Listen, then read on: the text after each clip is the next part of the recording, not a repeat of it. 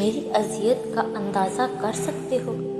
میں نے اس کو خود بول کر بتایا کہ مجھے تکلیف ہوتی ہے تمہارے اس لہجے سے اور رویے سے، اور اس کو پھر بھی کوئی فرق نہیں پڑا۔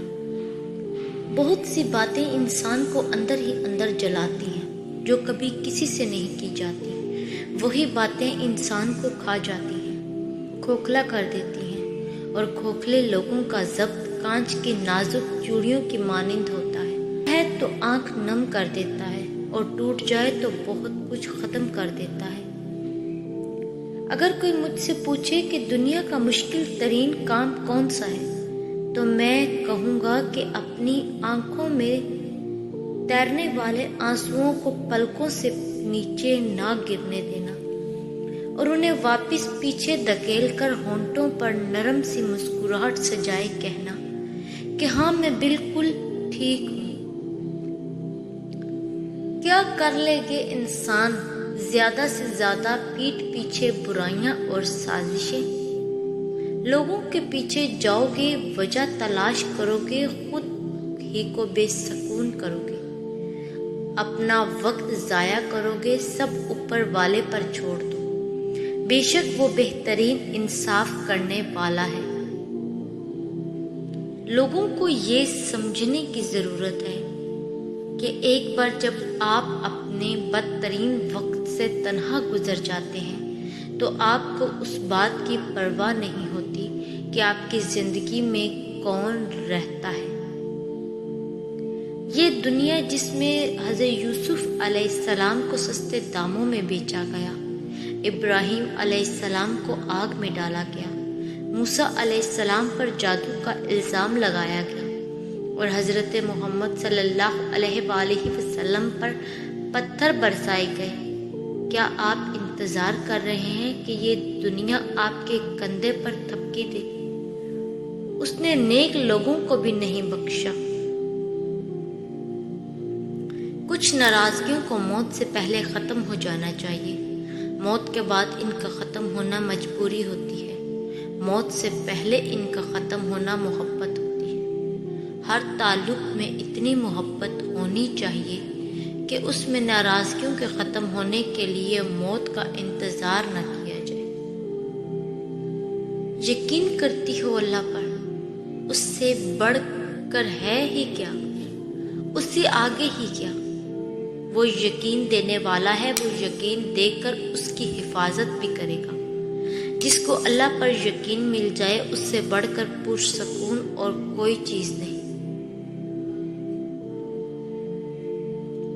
ایک وہی تو ہے جو تم سے بیزار نہیں ہوتا، جو یہ جانتا ہے کہ تم اپنی غرض کے لیے اس کو پکار رہے ہو، مگر پھر بھی وہ تمہیں سنتا ہے، بہت غور سے سنتا ہے۔ پھر مایوس مت ہو، دل سے نکلی ہوئی ایک دعا ہر گمان کو یقین میں بدل دیتی ہے، اور اللہ تمہیں خواب تب دکھاتا ہے جب وہ ان کی تدبیر پر راضی ہوتا ہے، ورنہ اگر اس نے تمہیں وہ نہ دینا ہوتا جو تم مانگ رہے ہو تو کیا وہ تمہیں کبھی دعا کی توفیق دیتا؟ اللہ کی مدد اور معجزات۔ تمہیں یوں ہر بار یقین آ جانا، تمہارے دل میں ہر بار امید کا آ جانا، اور پھر تمہارا دعائیں مانگنا اس بات کی دلیل ہے کہ اللہ کے در سے مدد جلد تم تک پہنچے گی، معجزات کی صورت میں۔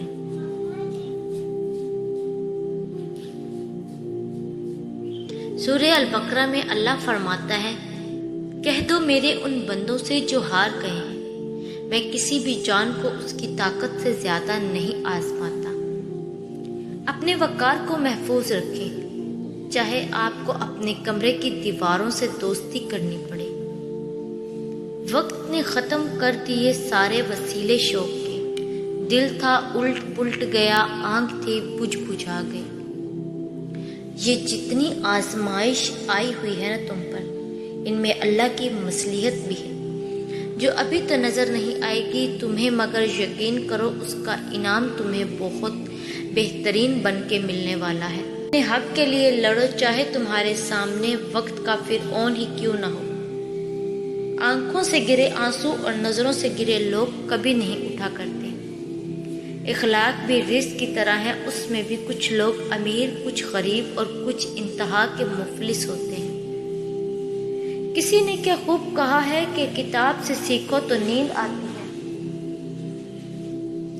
کتاب سے سیکھو تو نیند آتی ہے، زندگی سے سیکھو تو نیند اڑ جاتی ہے۔ تم تو کڑوے لفظ زبان سے ادا کر کے آزاد ہو جاتے ہو، مگر سننے والے پھر پل پل جیتے ہیں اور پل پل مرتے ہیں۔ حضرت علی رضی اللہ عنہ نے فرمایا، جس سے محبت کی جائے اس کا فرما بردار ہونا پڑتا ہے۔ مچلتے رہتے ہیں ذہنوں میں وسوسوں کی طرح، حسین لوگ بھی جان کا وبال ہوتے ہیں۔ کہہ دو میرے ان بندوں سے جنہیں حالات ناممکن لگ رہے ہیں، ہر شے پر قدرت رکھنے والا ہوں۔ اللہ پر چھوڑے ہوئے معاملات پر اتنا پریشان نہیں ہوا کرتے، وہ ہر چیز پر قادر ہے، قبولیت کا وعدہ کیا ہے اس نے تو وہ پورا بھی کرے گا انشاءاللہ۔